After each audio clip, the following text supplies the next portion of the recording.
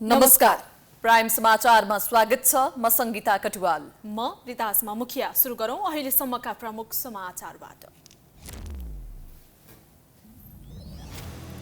सुशासनको नारा लगाएर नथाक्ने सरकार नै भ्रष्टाचारको साक्षी बन्दै कर्मचारीको सरुवा बढुवामा व्यापक चलखेल। जनसरोकारका विषय सधैँ छायामा, बेरुजुमा मौन। नेकपा एमालेका नेता कार्यकर्ताको मनोवृत्तिमा परिवर्तन। प्रदेश अधिवेशन सर्वसम्मत नेतृत्व चयन गर्न असफल। अध्यक्ष ओली विरुद्ध नै गुटगत राजनीतिको बीजारोपण। तामझाम नगरेर प्रशंसा बटुलेका राष्ट्रपति पौडेल विवादमा आम माफी र सजाय मिनाहामा ख्याल नगरेको आरोप। उपचार खर्चदेखि राजनीतिक भाषणको आलोचना। र 19औं एसियाली खेलकुदको महिला फुटबलमा नेपालको निराशाजनक प्रदर्शन। अघिल्ला 2 खेलमा पराजित हुँदा अन्तिम खेलमा बंगलादेशसँग बराबरी।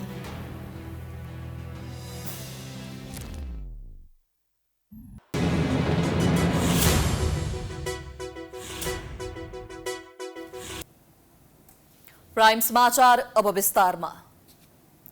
कर्मचारीको नियुक्तिदेखि सरुवा बढुवासम्ममा आर्थिक चलखेल व्याप्त छ।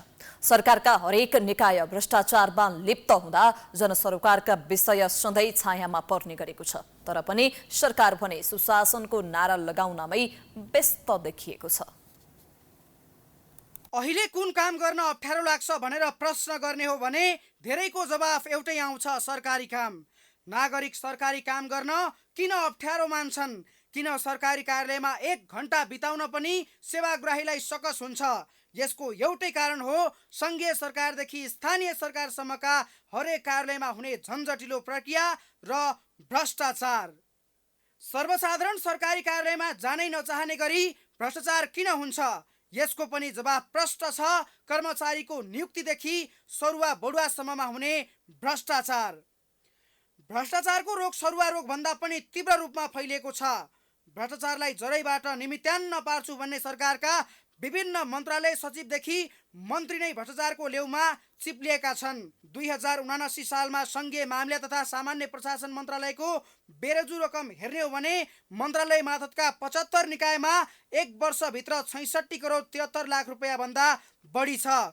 यसले पनि पुष्टि गर्छ हाम्रा मन्त्रालय र सरकारी कार्यालयमा काम कसरी हुन्छ। अहिले त सानोतिनो काम गर्न पनि सर्वसाधारणले घुसपैठको बाटो अपनाउनु पर्ने अवस्था सिर्जना भएको छ। सरकार आफै भ्रष्टाचार विरोधी अभियानमा लागेको बताए तापनि प्रमुख प्रशासकीय केन्द्रबिन्दु सिंहदरबारमै सर्वसाधारणले केही काम गराउन सोर्सपोस्ट लगाउनु पर्ने अवस्था छ। कसैको भनसुन बिना काम नै नहुने भन्दै सरकारको आलोचना पनि हुने गरेको छ। सर्वसाधारणको काम मात्र नभएर कर्मचारी नियुक्तिदेखि सरुवा बढुवासम्ममा आर्थिक चलखेल हुने गरेको आरोप लाग्ने गरेको छ। काबिल योग्य जसले जनतालाई सुशासनको प्रत्याभूति दिन्थ्यो उसको ठाउँ चाहिँ त्यो अपहरण जस्तो हुने भयो। त्यो घुसिया कर्मचारीले जसले दिन्छ भनौँ न। र दोस्रो कुरो के हुन्छ भने उसले मन्त्री अथवा सचिवहरूलाई, विभागीय प्रमुखहरूलाई जुन चाहिँ घुस खुवाएर कुनै ठाउँमा सरुवा भएको छ भने त्यसले त त्यो घुस खुवाएको भन्दा डबल ट्रेबल चाहिँ कमाउनु पर्यो। त्यो कमाउने भनेको के हो भने जनतालाई दुःख दिने कुशासनको पराकाष्ठा त्यहाँबाट सुरु हुन्छ। सामान्यतया मन्त्री वा सचिवको निर्देशनमा कर्मचारीहरूले जनताको सेवा गर्नुपर्ने हुन्छ। तर तिनै कर्मचारीहरूले सचिवदेखि मन्त्रीसम्मलाई घुस खुवाएर सरुवा बढुवा गरेपछि सेवा तन्त्र हुन्छ कि लुटतन्त्र? उसो त हरेक समय कर्मचारी सरुवा बढुवाको समयमा आर्थिक चलखेल हुने गरेकै छ। यसपटक पनि संघीय मामिला तथा सामान्य प्रशासन मन्त्रालयमा सरुवा बढुवाका लागि आर्थिक चलखेल भएको चर्चा चलेको छ, जसले जनताको सेवालाई भन्दा पनि कमाउने प्रवृत्तिलाई बढावा दिएको छ। कुनै पनि कर्मचारीले घुस खुवाएर दिएर हैन सरुवा हुने बढुवा हुने काम गर्यो भने त्यो हाम्रो कर्मचारी जगतबाट चाहिँ बहिष्कृत हुन्छ भनेर उनीहरूले भन्न सक्नु पर्यो, नम्बर 1। नम्बर 2, त्यस्तो गर्ने मन्त्री अथवा सचिवहरूलाई विभागीय कारबाहीको कठघरामा चाहिँ उभ्याउनु पर्ने हुन्छ। त्यो चाहिँ प्रधानमन्त्री अथवा चाहिँ मन्त्री परिषदले त्यो चाहिँ काम गर्न सक्छ। नेपालमा सधैँको रोग बनेको छ कर्मचारी नियुक्ति र सरुवा बढुवामा आर्थिक चलखेल। सधैँको रोगले यसपटक पनि निरन्तरता पाएको छ। मन्त्रीहरू बाहिर बाहिर सुशासनको गफ हाके पनि भित्रभित्र भने सरुवा बुढाको चलखेलमा लाग्दा सरकारको काम कारबाहीप्रति जनताको वितृष्णा बढ्दो छ। नेकपा एमालेका अध्यक्ष केपी शर्मा ओली नेपाली राजनीतिका चतुर खेलाडी मानिन्छन्।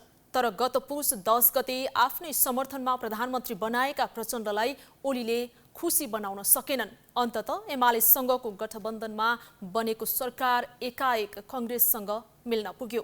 सत्ता समीकरण परिवर्तन भएपछि ओली एक्लिँदै गएका थिए। पछिल्लो अवस्थामा त पार्टीको प्रदेश नेतृत्वमा सर्वसम्मत गर्नु भनी दिएको निर्देशनको नेता तथा कार्यकर्ताले नै अवज्ञा गर्न थालेका छन्। संसदमा प्रमुख प्रतिपक्षी दल नेकपा एमालेको 10औं महाधिवेशनपछि अहिले प्रदेश अधिवेशन भइरहेको छ।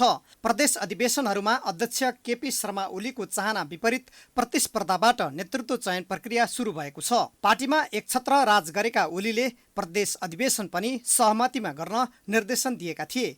गत भदौ 16 गते सुरु भएको लुम्बिनी प्रदेशमा त ओलीले उद्घाटनकै दिन सहमतिमा नेतृत्व चयन गर्न निर्देशन दिए। तर त्यहाँ ओलीको निर्देशनको प्रदेश नेता र कार्यकर्ताले व्यवस्था मात्र गरेनन्, चुनावी प्रतिस्पर्धाबाट नै नेतृत्व चयन समेत गरेका छन्।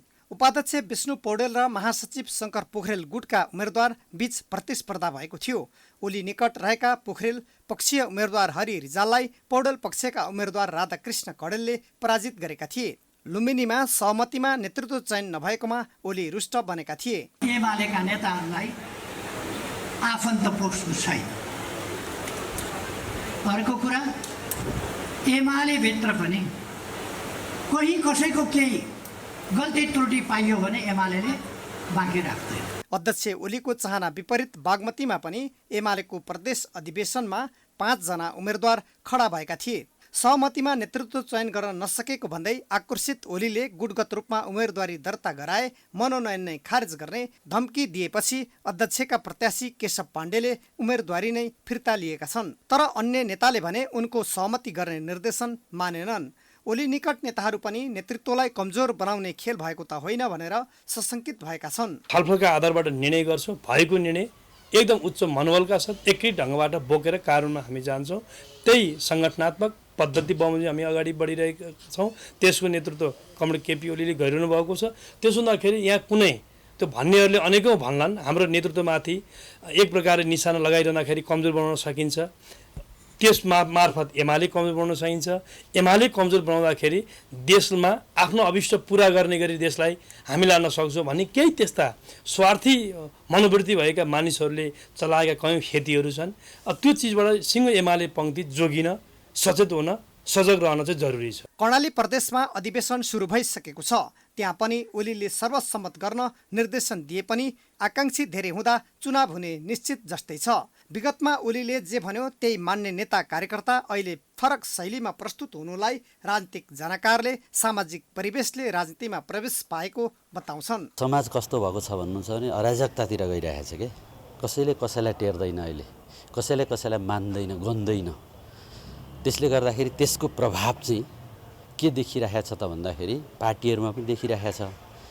अनि जुन किसिमले चाहिँ अब नेतृत्वले चाहिँ सही दिशा, सही एउटा निर्देशन कार्यकर्तालाई दिनुपर्ने, गर्नुपर्ने छ नि, त्यस किसिमको त्यो एउटा भनौँ न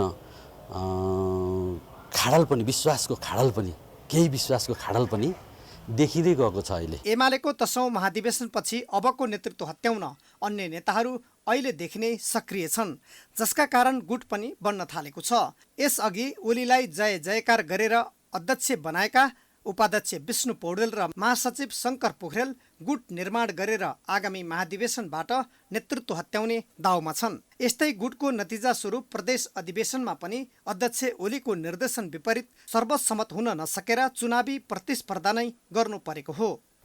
राष्ट्रपतिलाई देशकै अभिभावक र संविधानको संरक्षक मानिन्छ, तर लोकतान्त्रिक गणतन्त्र नेपालका तीनैजना राष्ट्रपतिहरू विवादको भुमरीबाट अछुतो रहन सकेनन्। निर्वाचित भएको 6 महिनामै हालका राष्ट्रपति रामचन्द्र पौडेल आधा दर्जन विवादमा तानिएका छन्। राष्ट्रपतिलाई कार्यकारी अधिकार नभए पनि देशकै अभिभावक र संविधानको संरक्षकको जिम्मेवारी रहन्छ। तर नेपालमा आलङ्कारिक पदलाई नै कार्यकारी सम्झेर राष्ट्रपतिहरूले मनमानी गर्दा संविधानकै धज्जी उड्ने गरेको छ। दुई पूर्व राष्ट्रपति रामवरण यादव र विद्यादेवी भण्डारी जस्तै निर्वासित भएको 6 महिनामै हालका राष्ट्रपति पौडेल पनि आधा दर्जन विवादमा तानिएका छन्। नेपालगञ्जका गुण्डा नाइके रिगल भनिने युगराज ढकाललाई आम माफी। पुष्पकमल दाहाल नेतृत्वको मन्त्री परिषदको सिफारिसमा राष्ट्रपति रामचन्द्र पौडेलले संविधान दिवसका अवसरमा 670 जनालाई आम माफी दिए। यो आम माफीमा हप्ता असुलीको विरोध गर्ने चेतन मानन्दरलाई नियन्त्रणमा लिएर नेपालगञ्जको चोकमा दिनदहाडै खुडा प्रहार गरी हत्या गर्ने रिगल भनिने योगप्रसाद ढकाल पनि छन्। यो निर्णयले संविधानको धज्जी मात्र उडाएन, पीडित परिवारको चैन उडाएको छ। राष्ट्रपति पौडेल काङ्ग्रेससँग लचिलो भन्दा तरुण दल बाँके 3 का सभापति रहेका रिगलले माफी पाएका हुन्। टिकापुर घटनाका दोषी रेशम चौधरीलाई आम माफी। राष्ट्रपति पौडेलले यस वर्षको गणतन्त्र दिवसका अवसरमा 501 जना कैदीलाई आम माफी दिए। खास गरी टिकापुर घटनामा दोषी ठहर भई जन्मकैद भोग्दै आएका पूर्व सांसद रेशम चौधरीको कैद मिनाहाले राष्ट्रपति आलोचित बन्न पुगे। आम माफीको विद्यमान व्यवस्थालाई दुरुपयोग गरिएको भन्दै राष्ट्रपतिको चर्को आलोचना भएको थियो। उपचार खर्चको दुरुपयोग। वैशाखमा बिरामी परेपछि थप उपचारका लागि राष्ट्रपति पौडेल चिकित्सक टोली र परिवारका सदस्यसहित एयर एम्बुलेन्स मार्फत भारतको दिल्लीतर्फ गएका थिए। आउजाउ गर्दाको भाडादेखि औषध उपचारमा लाग्ने लाखौं रुपियाँ राज्य कोषबाट खर्च हुने भन्दै व्यापक आलोचना भएपछि उनको सचिवालयले उपचार खर्च आफैले बेहोर्ने जनाएको थियो। तर उनले उपचार खर्चको नाममा 55 लाख रुपियाँ लिए। विवादास्पद नागरिकता विधेयक प्रमाणीकरण। तत्कालीन राष्ट्रपति भण्डारीकै कार्यकालदेखि थातिरहेको नागरिकता विधेयक राष्ट्रपति पौडेलले प्रमाणीकरण गरेपछि त्यसले राजनीतिक तरङ्ग ल्याएको थियो। संसदको बहुमतबाट पारित भएर प्रमाणीकरणका लागि पठाइएको विधेयक तत्कालीन राष्ट्रपति भण्डारीले पुनर्विचारका लागि संसदमै फिर्ता पठाएकी थिइन्। तर संसदका दुवै सदनले त्यसमा कुनै परिवर्तन नगरी अक्षरशः फेरि अनुमोदन गरेका थिए। त्यसलाई राष्ट्रपति पौडेलले प्रमाणीकरण गरेपछि आलोचना भएको थियो। सरकारको सिफारिसलाई फेरबदल गर्न नमिल्ने र सरकारको निर्णयलाई नै प्रमाणीकरण गर्नुपर्ने बाध्यता रहेकोले राष्ट्रपतिको आलोचना गर्नु गलत भएको नेपाली काङ्ग्रेसका नेताहरू बताउँछन्। सरकारले गरेका काम कारबाहीहरूलाई राष्ट्रपतिले जाँच्न बुझ्न सक्नुहुन्छ तर रोक्न सक्नुहुन्न। त्यसो भएको हुनाले राष्ट्रपतिसँग चाहिँ करेक्सन गर्ने अधिकार छैन। बरु सोध्नु भएको छ, बाहिर चर्चा चलेपछि सरकारलाई अहिलेका राष्ट्रपतिले आफ्नो व्यक्तिगत पनि संस्थागत पनि धेरै खर्च कटौतीका विषयदेखि लिएर राष्ट्रपतिलाई चाहिँ गरिमालाई कायम गर्नका लागि दैनिक आफ्नो जीवन पद्धतिलाई सरलतामा रूपान्तरण गर्नुभएको छ भने उहाँका व्यक्तिगत टिप्पणी गर्नुपर्ने अहिले आवश्यकता देख्दैन। काङ्ग्रेसको पक्षमा भाषणबाजी।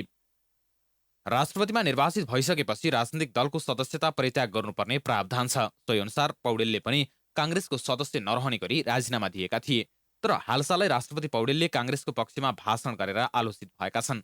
पौडेलले तनहुँ 1 को उपचुनावमा घन्टीको आँधी बेहेरी बेस पनि काङ्ग्रेस नछाडेकोमा व्यास नगरपालिकाको केशवटारका कार्यकर्तालाई धन्यवाद दिए। आफू 6 पटक निर्वाचित भएको र 1 पटक पराजित भएको क्षेत्रमा आयोजित कार्यक्रममा पुगेपछि राष्ट्रपति पौडेलले आफूलाई सम्हाल्न सकेनन्।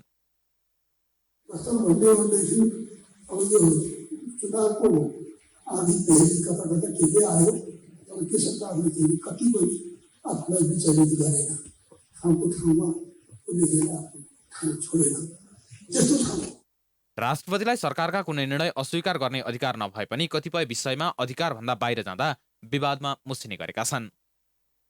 संविधान त सरकारले पठाएका निर्णयहरूलाई राष्ट्रपतिले चुपचाप सिग्नेचर गर्ने हो।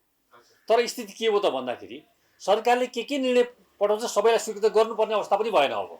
किनभने गलतभन्दा गलत निर्णयहरू गरेर पनि सरकारले पठाउने अवस्था भइरहेछ।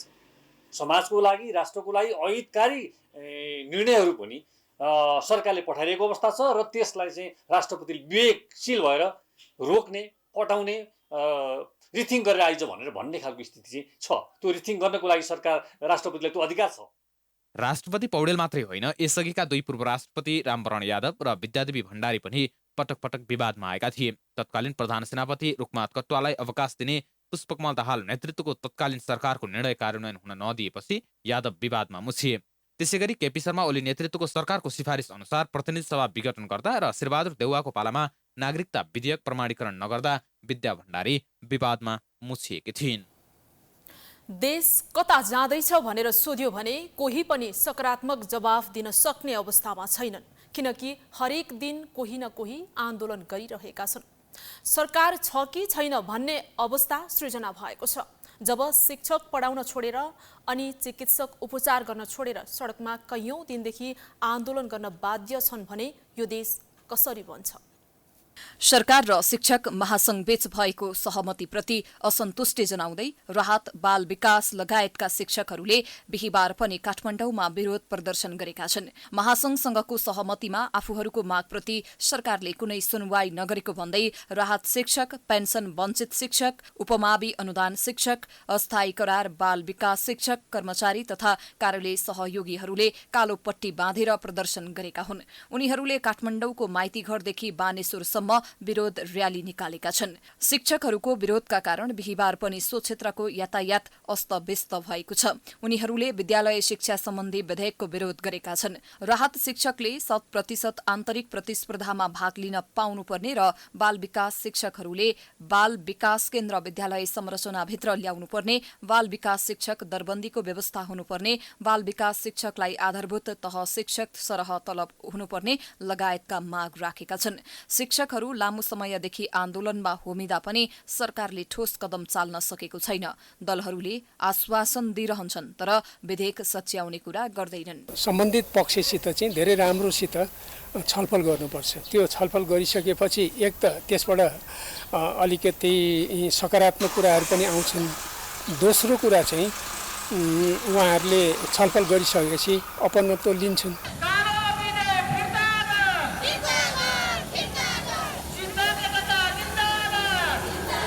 यो चाहिँ चिकित्सकहरूको आन्दोलनको दृश्य हो। चिकित्सक तथा सम्पूर्ण स्वास्थ्य कर्मीको सुरक्षा प्रत्याभूति गर्नुपर्ने भन्दै चिकित्सकहरूले बिहिबार पनि काठमाडौँमा प्रदर्शन गरेका छन्। मकवानपुर, कञ्चनपुर, लमजुङ, कास्की लगायतका जिल्लाका स्वास्थ्य संस्थामा कार्यरत स्वास्थ्य कर्मीमाथि आक्रमण हुँदा पनि राज्यले सुरक्षा प्रदान गर्न नसकेको भन्दै उनीहरूले काठमाडौँको माइतीघरमा विरोध प्रदर्शन गरेका हुन्। जुन तरिकाले विगतका केही दिनदेखि अराजकता भइरहेको छ है, यो हाम्रो चिकित्सा क्षेत्रमा अस्पताल भने तपाईँको मलमपट्टि गर्ने ठाउँ है, पीडामा भएकोलाई होइन राहत दिने ठाउँ, उपचार गर्ने ठाउँमा आज चाहिँ रणभूमि जस्तो चाहिँ जुन अवस्था सिर्जना भएको छ है, यो के त भन्दाखेरि अब यहाँ जे गरे नि हुन्छ। मेन कुरा यहाँ के भइरहेको छ भन्दाखेरि अब यो आजबाट होइन धेरै अगाडिबाट यो हो। प्रदर्शनका क्रममा उनीहरूले स्वास्थ्य कर्मी कुट्न पाइँदैन, शान्ति सुरक्षा कायम गर लगायतका नारा लगाएका थिए। कर्मी कुटेर सेतो कोटर न्याय कुर्दैछ। यसरी देशको शिक्षा र स्वास्थ्य क्षेत्र यति बेला अस्तव्यस्त छन्। जताततै आन्दोलन, अस्पताल बन्द, विद्यालयहरू बन्द छन्। तर यही शिक्षा र स्वास्थ्य क्षेत्रको चिन्ता भने पटक्कै छैन। एक सातादेखि शिक्षक आन्दोलनमा छन्, अर्को स्वास्थ्य क्षेत्र नै बन्द गरेर चिकित्सक आन्दोलनमा छन्। यी सडकमा देखिएको दृश्यले हाम्रो देशको शिक्षा र स्वास्थ्य क्षेत्रको दुर्दशा स्पष्ट देखाएको छ। आखिर यी दुवै महत्वपूर्ण क्षेत्रको सुधारका लागि सरकारको आँखा कहिले खुल्छ? यो प्रश्न पढ्न नपाएका ती कलिला बालबालिका र अस्पतालमा पुगेर फर्कनु परेको बिरामीले गरेका छन्। प्राइम समाचार अझै जारी छ, हामी विश्रामपछि आउँछौं।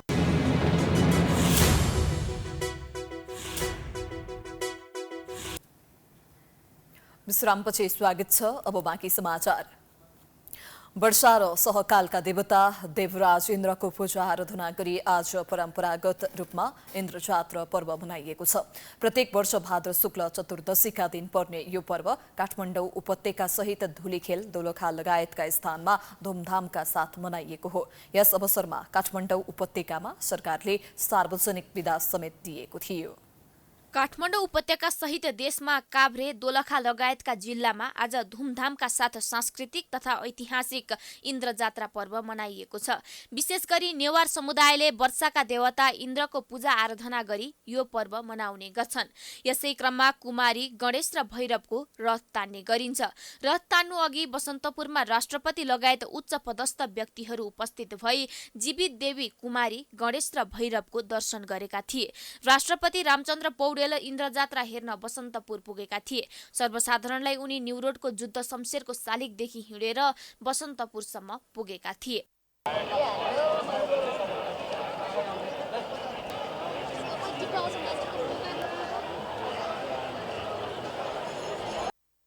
वर्षा र सहकालका देवता इन्द्रको पूजा गरी मनाइने इन्द्र जात्रा राष्ट्रपतिले हेर्ने चलन छ। इन्द्र जात्रा हेर्न राष्ट्रपतिसँगै उपराष्ट्रपति राम सहाय प्रसाद यादव, सभामुख देवराज घिमिरे, राष्ट्रिय सभा अध्यक्ष गणेश प्रसाद तिमिल सिन्हा, प्रधान न्यायाधीश विश्वम्भर प्रसाद श्रेष्ठ लगायत सरकारका विशिष्ट अधिकारीहरू बसन्तपुर पुगेका थिए। भाद्र शुक्ल द्वादशीका दिन हनुमान ढोका अगाडि धार्मिक विधिपूर्वक इन्द्र ध्वजा सहितको लिङ्गो ठडियाइएपछि सुरु हुने यो जात्रा विभिन्न प्रकारका नाचगान, रथयात्रा र देवी देवताको पूजाआजा गरी 8 दिनसम्म मनाइन्छ। जात्रा अन्तर्गत असोज 15 गते महिलाले मात्र रथतानी नानीचा यात्रा चलाइनेछ।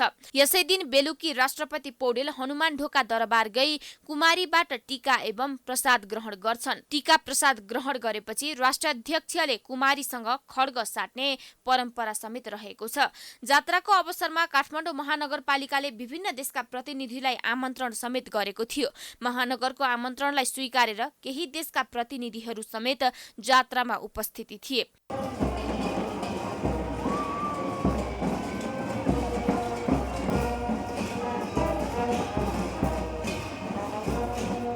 इन्द्रजात्रा प्रताप मल्लको पालामा सुरु भएको विश्वास गरिन्छ। इन्द्रजात्रामा रथयात्राको चलन भने राजा गुणकामदेवले सुरु गरेका थिए। जात्राको अवसरमा लाखे नाच, 10 अवतार नाच, महाकाली नाच, रामचन्द्र नाच, पुलुकिसी नाच लगायत सांस्कृतिक झाँकी नाचगान हुने गर्छ। यस पर्वका अवसरमा सरकारले काठमाडौँ उपत्यकामा सार्वजनिक बिदा समेत दिएको थियो। आधारभूत तहसम्म अनिवार्य र निशुल्क तथा माध्यमिक तहसम्म निशुल्क शिक्षाको मौलिक हक व्यवहार्थ कार्यान्वयनमा अझै चुनौती देखिएको छ। नेपालको संविधानको धारा 31मा गरिएको सो व्यवस्था कार्यान्वयन गर्न दलहरूले आफ्ना घोषणापत्रमा प्रतिबद्धता व्यक्त गरे पनि व्यवहारमा उतार्न सकेका छैनन्। नेपालको संविधानको धारा 31मा प्रत्येक नागरिकलाई राज्यबाट आधारभूत तहसम्मको शिक्षा अनिवार्य र निशुल्क तथा माध्यमिक तहसम्मको शिक्षा निशुल्क पाउने व्यवस्था गरिएको छ। तर कार्यान्वयन पक्ष फितलो हुँदा शिक्षाको मौलिक हक केवल संविधान र कानूनका कागजमा मात्र सीमित भएका छन्। संविधानको मौलिक हकको कार्यान्वयनका लागि बनेको अनिवार्य तथा निशुल्क शिक्षा ऐन 2075मा 4 वर्षदेखि 13 वर्ष उमेर समूहका बालबालिकाहरूलाई विद्यालय वा अन्य वैकल्पिक शैक्षिक संस्थामा भर्ना भई नियमित अध्ययन गर्ने र आधारभूत तहको अध्ययन पूरा गर्ने बाध्यकारी व्यवस्था गरेको छ। तर कार्यान्वयनको जिम्मा स्थानीय तहमा भए पनि केन्द्रीय स्तरमा अनुगमन र मूल्याङ्कनका लागि ठोस प्रबन्ध नहुँदा पूर्ण रूपमा कार्यान्वयन हुन सकेको छैन। कुनै पनि मौलिक हकलाई कार्यान्वयन गर्न त्यसमा ऐन निर्माण हुनुपर्छ। निशुल्क शिक्षाको हकमा 2075 सालमा ऐन बनेपछि नियमावली बन्न 2 वर्ष लागेको र अहिलेसम्म कार्यविधि नबनेकाले पूर्ण रूपमा कार्यान्वयन हुन नसकेको विज्ञहरूको बुझाइ छ। शिक्षामा पनि के हो, धारा 31ले उल्लेख गर्यो त्यो निशुल्क हुन्छ, अनिवार्य हुन्छ। निशुल्क र अनिवार्यको निम्ति यहाँहरूलाई याद होला 2075मा शिक्षा ऐन जारी भएको छ। तर त्यो ऐन जारी भएपछि फेरि के बन्नुपर्ने नियमावली बन्नलाई 2 वर्ष लाग्यो 77मा। अहिले पनि कार्यविधि छैन, त्यसैले त्यो कार्यान्वयन हुँदैन।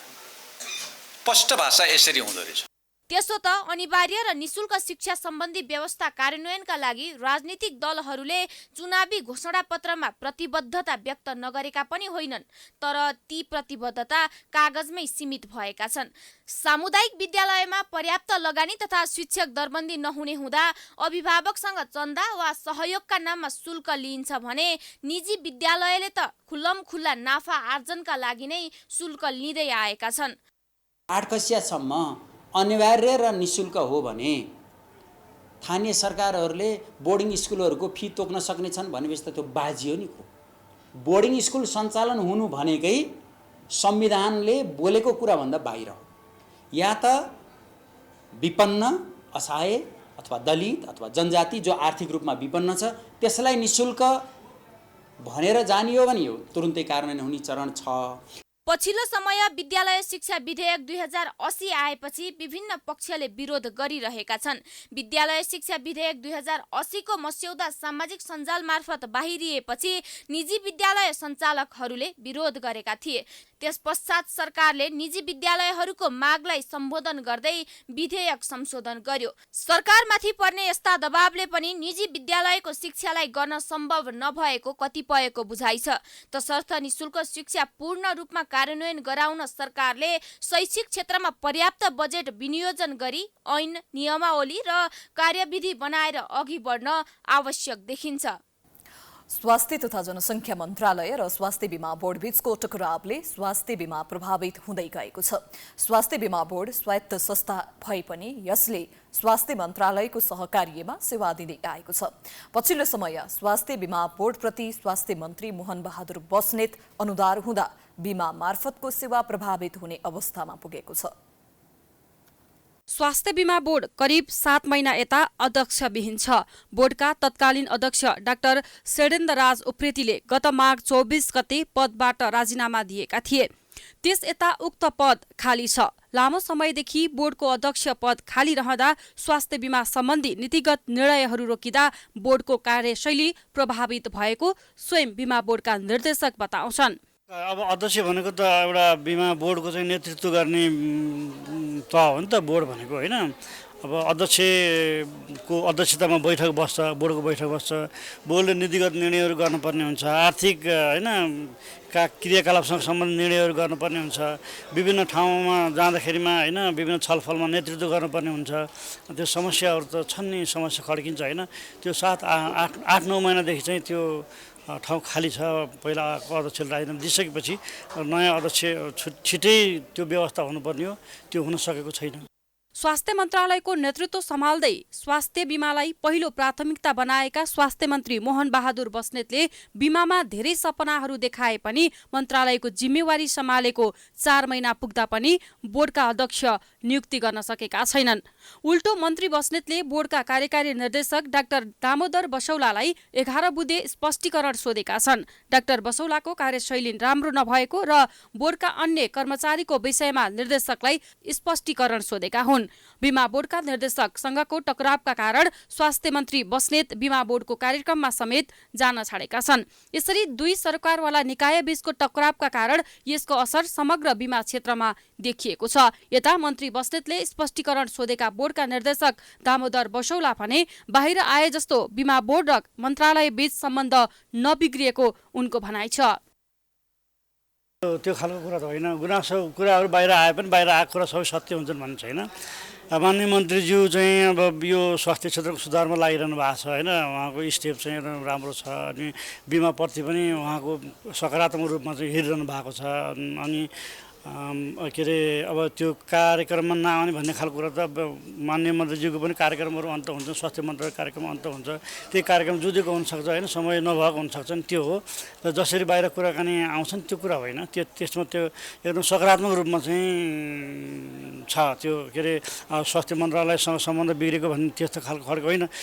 गत शुक्रबार वार्षिक कार्यक्रम अन्तर्गत बोर्डले प्रतिनिधि सभा अन्तर्गतको स्वास्थ्य शिक्षा तथा सूचना समितिसँग राखेको अन्तर्संवादमा पनि प्रमुख अतिथिका रूपमा आमन्त्रण गरिएको भए पनि मन्त्री बस्नेत सहित मन्त्रालयका अन्य प्रतिनिधि समेत बैठकमा सहभागी भएनन्। यसले पनि मन्त्रालय र बोर्डको सम्बन्ध कस्तो छ भन्ने स्पष्ट देखाउँछ। यसरी पछिल्ला दिनमा स्वास्थ्य बीमालाई सबै तवरबाट व्यवस्था गरिँदै आएको छ। यसले गुणस्तरमा समेत समस्या देखिएको छ। स्वास्थ्य बीमाका लागि देशैभर 464 वटा स्वास्थ्य संस्था सूचीकृत भएका थिए। तीमध्ये 52 निजी संस्था थिए।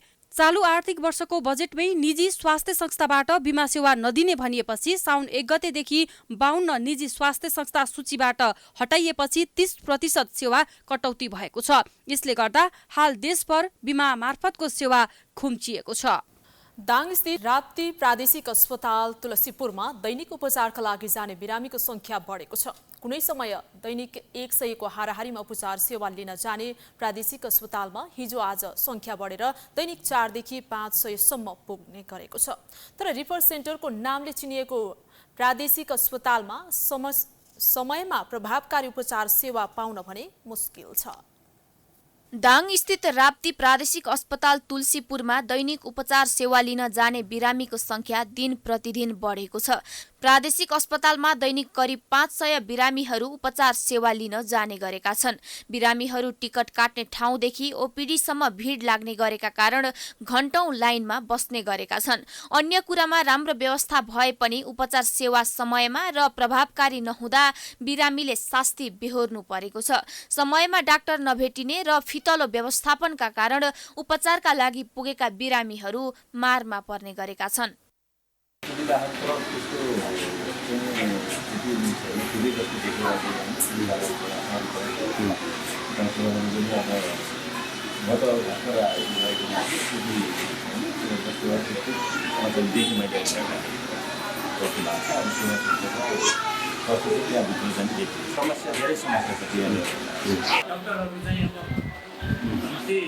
कति बजेको त्यो ड्युटी मलाई थाहा भएन, तर चाहिँ कहिलेकाहीँ 2 बजे नै निस्किने 3 बजे नै निस्किने हुन्छ होइन। अब त्यो खै त मतलब 10 आएको हुनुपर्छ कि पर्दैन त्यो मलाई चाहिँ थाहा भएन होइन। टिचरको सिस्टम अनुसार होइन, सरहरूको सिस्टम अनुसार त 10 आएको हुन्छ होइन, 10 to 5 त्यो अनि कोही छ भने प्रादेशिक अस्पतालबाट गत आर्थिक वर्षमा मात्र 1 लाख बढी बिरामीले उपचार सेवा लिएका छन्। चालु आर्थिक वर्षको 2 महिनामा करिब 23,000ले सेवा लिएको अस्पतालले जनाएको छ। सुरुवाती समयमा 50 बेडमा स्थापना भएको अस्पतालमा दैनिक 100 जना बिरामीलाई ओपीडी सेवा दिने गरी संरचना निर्माण भएको थियो। हाल अस्पतालले सेवा बढाउँदै गएपछि बिरामीको संख्या समेत बढेको र भिड व्यवस्थापन गर्न समेत समस्या हुने गरेको छ। लुम्बिनी प्रदेश सरकारले अस्पताललाई 200 बेड क्षमताको प्रक्रिया अगाडि बढाएको हुँदा अब केही समयमा सेवामा सहज हुने अस्पतालका मेडिकल सुप्रिन्टेन्डेन्टको भनाइ छ। जुन हामीले 2-3% बिरामीलाई रेफर गर्नु परेको छ भेन्टिलेटरको अभावमा, र यसमा पनि हामीसँग भएको पुरानो कोभिडमा भएको भेन्टिलेटरहरू बिग्रेकोले हामीले बनाउने प्रक्रियामा गएका छौँ। सायद 1-2 हप्ताभित्र भेन्टिलेटर बन्यो भने हामी भेन्टिलेटर राख्नुपर्ने कडा विष लागेका बिरामीलाई पनि यहाँ उपचार गर्न सक्छौँ। सरकारले अस्पतालबाट पाउने उपचार सेवाका लागि सुधार बढाउँदै गए पनि सीमित जनशक्ति र फितलो व्यवस्थापनका कारण बिरामीले समयमा भरपर्दो र प्रभावकारी उपचार सेवा भने पाउन सकेका छैनन्। प्राइम टेलिभिजनका लागि दाङबाट सुमन केसीको रिपोर्ट। प्राइम समाचार अझै जारी छ, हामी विश्रामपछि आउँछौँ।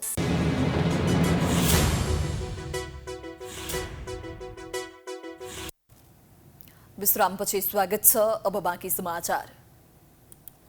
नेपालको संविधानमा मौलिक हककै रूपमा व्यवस्था भएको सूचनाको हक कार्यान्वयनमा चुनौती थपिएको छ। नागरिकले पाउने सूचना प्रदान गर्न राज्य संवेदनशील छैन भने जनतालाई समेत सूचनाको हकबारे जानकारी भएको देखिँदैन।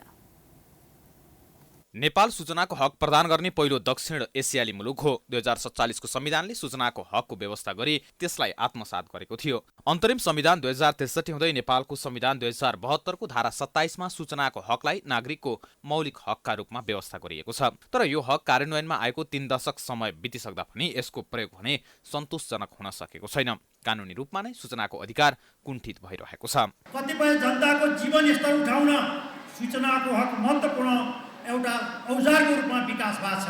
यसले विधिको शासन कायम गर्न, स्वैच्छतारिताको अन्त्य गर्न र शासन प्रणालीमा पारदर्शिता कायम गर्न र जवाबदेहिताको संस्कृति निर्माण गर्न महत्त्वपूर्ण योगदान पुर्याएको छ। सार्वजनिक निकायमा हुने गरेका आर्थिक, प्रशासनिक तथा विभिन्न विकास बजेटको प्रयोगबारे सूचना माग गर्दा सूचना पाउने मुस्किल पर्छ। सूचना अधिकारी र सार्वजनिक पद धारण गर्ने व्यक्ति यस हकको बाधकका रूपमा स्थापित हुने गरेका छन्। सार्वजनिक निकायले ऐनअनुसार स्वतः सार्वजनिक गर्नुपर्ने सूचना सार्वजनिक गर्नु त परेको कुरा नागरिकले मागेका सूचनामा समेत अवरोध गर्ने गरेका छन्। तर सरकार भने सूचना दिने कुरामा सधैँ उदासीन हुने गरेको छ। सञ्चार तथा सूचना प्रविधि मन्त्री रेखा शर्मा भ्रमपूर्ण सूचना आतंक वृद्धि भएसँगै सूचनाको हक सम्बन्धी अधिकारमाथि चुनौती सिर्जना भएको दाबी गर्छिन्। सूचनाको हकलाई संविधानमा मौलिक हकको रूपमा व्यवस्था गरिएको छ। नेपालको संविधानको धारा 27 ले प्रत्येक नागरिकलाई सार्वजनिक सरकारका कुनै पनि विषयको सूचना माग्ने र पाउने हक सुरक्षित गरेको छ। संवैधानिक व्यवस्थाको कार्यान्वयनको लागि लोकतान्त्रिक पद्धतिको स्थापना पश्चात स्थापित संविधान सभाले जारी गरेको सूचनाको हक सम्बन्धी ऐन 2064 अहिले कार्यान्वयनमा छ। सूचना माग गर्ने नागरिकले अहिले ठूलो हैरानी खेप्नु परेको छ। सूचनाको हक सम्बन्धी ऐनले सूचना अधिकारी तोक्नेदेखि लिएर ऐन अनुसार दिन मिल्ने सूचनामा समेत सूचना अधिकारी र सार्वजनिक पद धारण गरेका व्यक्तिले अवरोध गरेका उदाहरण धेरै छन्। यति मात्रै होइन, सार्वजनिक निकायमा सूचना मागेकै कारण कतिपय नागरिकमाथि कुटपिट समेत हुने गरेको छ। प्रतिनिधि सभाका सभामुख देवराज घिमिरे सूचनाको हकलाई असर पार्ने ढङ्गले हुने प्रचारबाजीलाई नियन्त्रण गर्नुपर्ने बताउँछन्। प्रजातन्त्रलाई स्थायित्व गराउनको लागि, प्रजातन्त्र राष्ट्र जनताको हितमा प्रयोग गर्नको लागि र राष्ट्रलाई उन्नतिमा लानको लागि सार्वजनिक निकायहरू जनताप्रति, राष्ट्रप्रति पारदर्शी ढङ्गबाट काम गर्न सक्नुपर्छ, गर्नुपर्छ भन्ने उद्देश्यकै साथमा के भने कुनै न कुनै रूपबाट सूचनाको हकलाई हामीले महत्त्वका साथ राखेर आएको कुराहरू म स्मरण गर्न चाहन्छु। राष्ट्रिय सूचना आयोगका प्रमुख सूचना आयुक्त महेन्द्रमान गुरुङले भने सूचनाको हकलाई पूर्ण समावेशी बनाउन लागेको दावी गरेका छन्। सहज रूपमा सूचना प्राप्त गर्ने अधिकारलाई बलियो बनाउने उनको जिकिर छ। टोटल डेटा नहोला, तर हामीले टाइम टाइममा सर्वे चाहिँ गर्ने गरेका छौँ।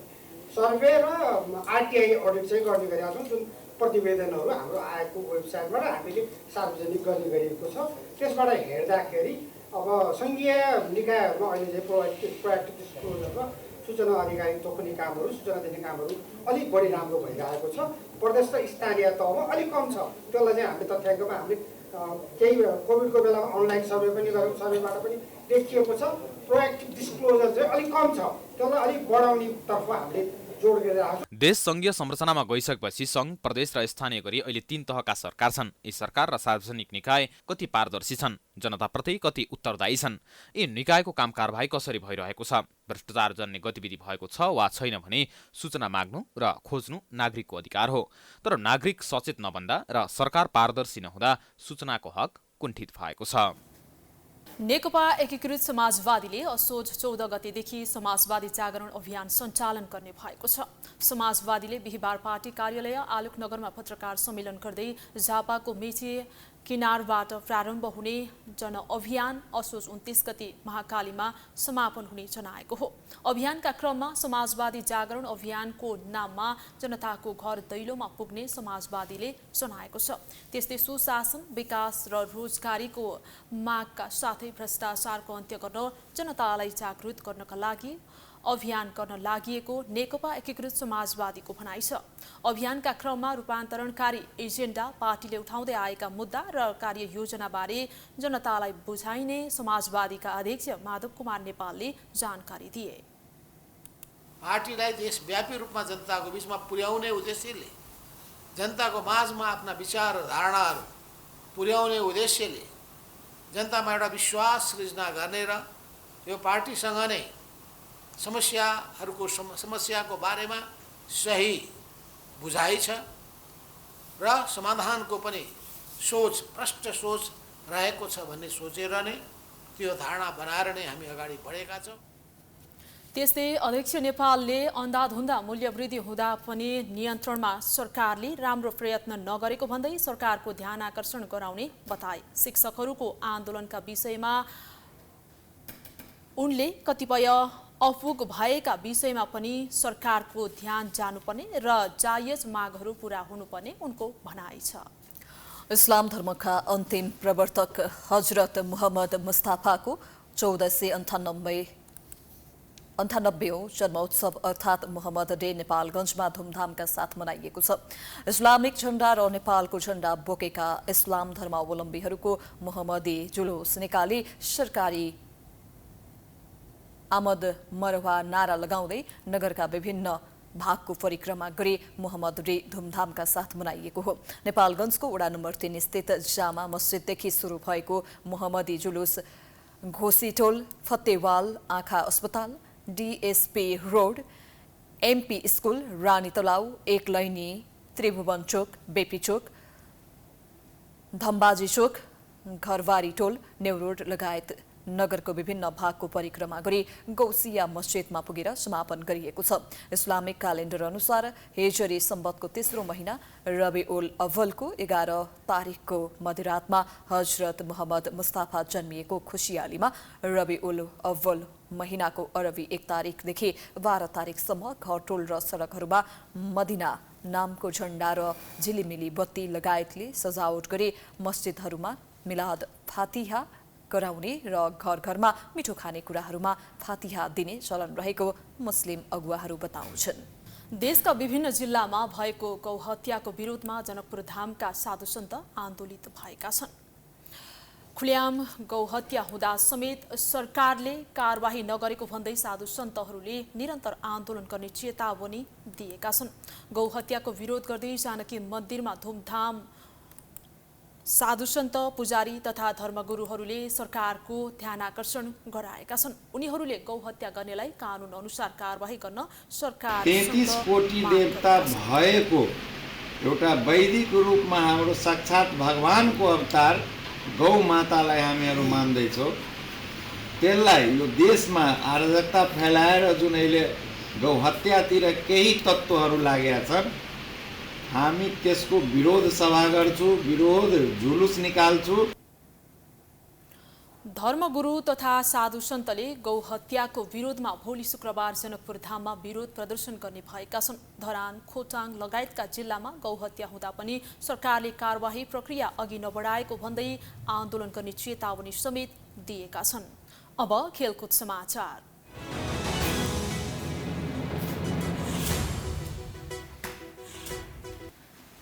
19औं एसियाली खेलकुद एसियाडको आफ्नो अन्तिम खेलमा नेपाल हारबाट जोगिएको छ। हाङजाउमा जारी 19औं एसियामा बिहिबार नेपाल र बङ्गलादेशले बराबरी खेलेका छन्। चीनको हाङजाउ ओलम्पिक स्पोर्ट्स सेन्टर स्टेडियममा भएको खेल 1-1 गोलको बराबरीमा सकिएको हो। रेखा पौडेलले 83औं मिनेटमा बराबरी गोल गर्दै नेपाललाई हारबाट जोगाएकी थिइन्। सावित्रा भण्डारीले दिएको पासमा रेखाले हेड गोल गर्दै खेललाई बराबरीमा ल्याएकी थिइन्। खेलमा अग्रता भने बङ्गलादेशले लिएको थियो। 44औं मिनेटमा सबिना खातुनले गोल गर्दै बङ्गलादेशलाई अग्रता दिलाएकी थिइन्। त्यसपछि भने बङ्गलादेशले कुनै पनि गोल गर्न सकेन। आजको खेलसँगै नेपालको यात्रा सकिएको छ। समूह चरणको आफ्नो पहिलो खेलमा नेपाल भियतनामसँग 2-0 र अर्को खेलमा जापानसँग 8-0 ले पराजित भएको थियो। हामी प्राइम समाचारको अन्त्यमा आइपुगेका छौं। जाँदा जाँदै प्रमुख समाचार पुनः एकपटक।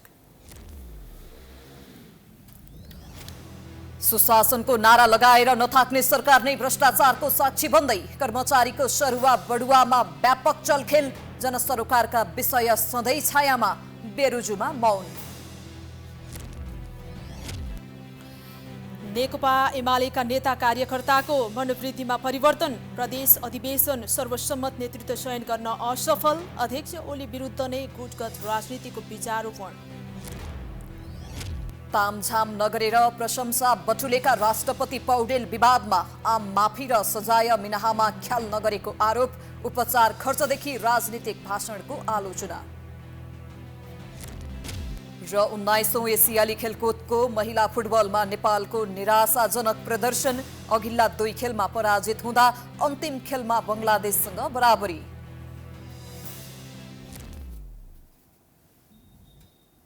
प्राइम समाचार अहिलेलाई सकियो। यसपछिको प्रस्तुति जनता जान्न चाहन्छन् ऋषि धमलाको साथमा।